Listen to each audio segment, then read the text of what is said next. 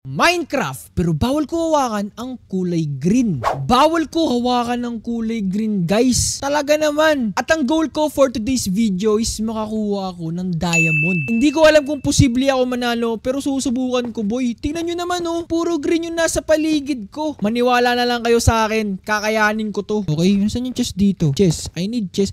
Uy, munti ka na ako mahulog. Okay, walang matinong item. Basura, boy, basura. Okay, ang kailangan kong gawin ngayon is kumuha ako ng puno. Teka, may gravel dito, boy. Kunin ko muna to. Talon. Oy.